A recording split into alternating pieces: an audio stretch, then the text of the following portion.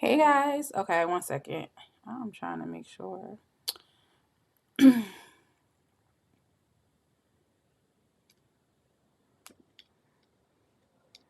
just let me know if you all can hear me. Okay, hold on.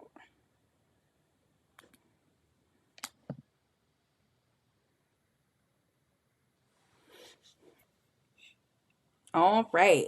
Hi everyone. I hope that you all can hear me. Let me make sure. Okay. All right.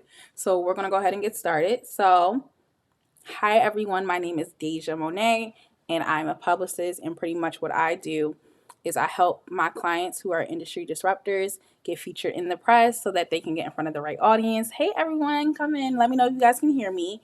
And so we're going to get right into it. So today I am talking about the topic is who are you talking to? So the three C's of getting featured in the right press. Hey everyone.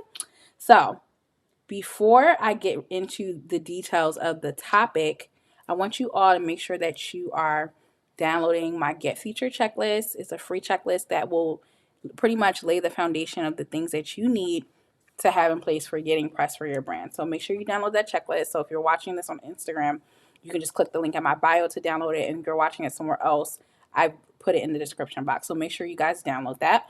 But okay, so I'm going to tell you what inspired today's topic. So who are you talking to? The three C's of getting featured in the right press. So a lot of times when clients come to me for press, because let me back up. So a lot of times when people come to me because they're looking to get press for a specific thing or an event, I ask them a few questions that will lead up to these things, right? But it's not enough to just get featured. You have to be strategic in the places that you're getting featured in, right? You want to make sure that you're not just doing press just to do press, because if you have specific goals, which you should for your press campaign, you will not want to waste your time talking to audiences that are not interested in what you have to say, basically. So it has to align. So the premise of today's talk is pretty much about why it's so important to be clear on what these three C's are in terms of getting featured. So the first thing is you want to be clear on what your audience is. So hey Sakia. So you want to be clear on what your audience is, and the reason being, and you should already have this information if you've done marketing campaigns before, but specifically for that initiative that you want that press push for. Oh my God, that's a tongue twister. You want that press push for. I'm not gonna say it again. You want to make sure that you what you're looking to get press for, you want to make sure you know that audience inside and out, because you want to make sure that you are aligning yourself with opportunities to do interviews that make sense or resonate with that audience, right? So I'll say that again. You want to make sure, based on whatever that thing is, and it can be different. So you may have a one set audience for your overall business, but maybe you're releasing a new product or a service, or you have an event that is tailored to a specific sub audience that you may have. You want to make sure that when you're reaching out to the press, that it makes sense for you to be doing that feature, because you want this what you're saying, or message, excuse me, to resonate with that audience, right? So that's number one. So you want to make sure you're clear on your audience. The next thing, and I kind of alluded to this, is you want to make sure that you are clear on your messaging, right? So what are you saying? You want to make sure, and some of you may have heard this when, studying marketing or creating your marketing campaign, you want to make sure that you're tugging on the heartstrings of your customer, right? Like, you want to make sure that they feel like you are talking to them, even though even though you're only talking to a bunch of people. You're talking to a bunch of people at the same time, but you want to make them feel like they can see themselves in what you're saying. Like, it should be really literally like tugging at their heartstrings, right? So you always want to focus on that. Hey everyone. So that's the second C. And then finally, you want to make sure that you're clear on your goals. So you don't want to start any type of campaign. I don't care, marketing, social media, PR campaign. You don't want to start any type of campaign without having goals. It's really a waste of time because you need to know what you want the end result to be. What does success look like? What do you want people to do? Is it you're promoting an event? So, like, prime example, I'm currently working on a campaign for a really big project with my PR agency that me and my business partner have. And I'm sorry, y'all, my phone is like going off, but you want to make sure that, like, when we started working on the project, we were clear on what that goal was. We want X amount of attendees. We want people to register for the event. From there, we started doing research and determining what publications made sense for this event to be featured in. What were the different story angles? Looking and knowing and analyzing who the audience is, then we can determine what publications make the most sense.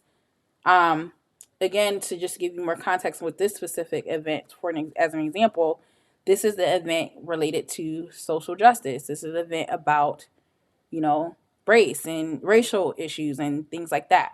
So we're picking publications from a variety of different places. So of course, we're targeting the political publications. So we're pitching those because it's a political focused event. But also we're targeting the HBCU community. So there are tons of different types of HBCU platforms because a lot of Black people are passionate about social justice, and we want to make sure that we're targeting that audience too, so that they can come to the event. Um, in terms of the messaging, so again, what's the story that we want to pitch to set publication? And it can change, right?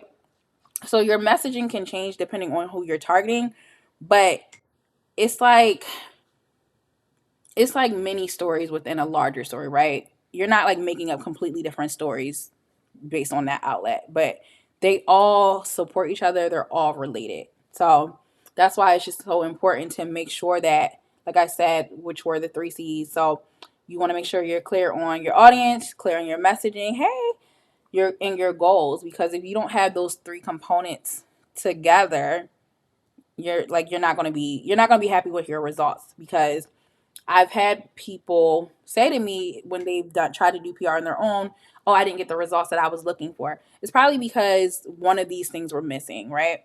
You have to be clear on what your goals are. You have to be clear on who the person that you are trying to target with this PR campaign.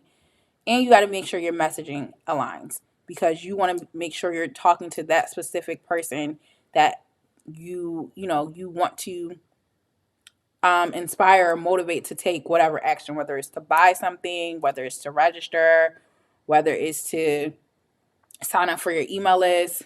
Also, another bonus thing too, make sure you have call to actions. So a lot of times people will get interviews and they're a business owner, and I've seen this with some of my clients, and I love my clients to death. They will, oh my goodness, hold on. Let me turn this off because my phone is, oh, sorry y'all, event mode, so my phone is going off. But what I've seen is people, our entrepreneurs, will get on a not a call, but do an interview, and they are forgetting to do their call to action.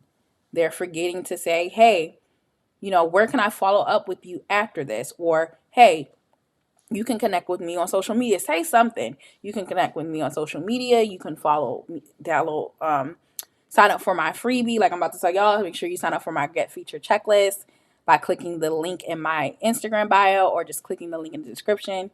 You want to have some type of call to action. You want to take people with you in any opportunity that you have in terms of exposure. You want to make it easy for people to be able to follow up with you and be able to connect with you. And I see this mistake made all the time when people are not, excuse me, necessarily prepared to just even deliver a call to action. Even if you're not necessarily selling, because every interview is not going to be an opportunity to sell, but you can at least tell people like what that next step is for them, right? So I am going to just do a recap. So we talked about the three C's in terms of, getting featured in the right press. And the first one was you have to make sure that you're clear on your audience. You have to make sure that you're clear on your messaging, what you're saying to these people. And then you want to make sure you're clear on your goals. And then the bonus point that I had was just making sure that you have a CTA, so a call to action. So don't ever do a press opportunity, guys, without having some type of call to action, even if it's just sign up for my email list. So I will be back tomorrow. And if you guys have any questions, you can feel free to DM me your questions and I will answer them either directly or I'll use them for content too.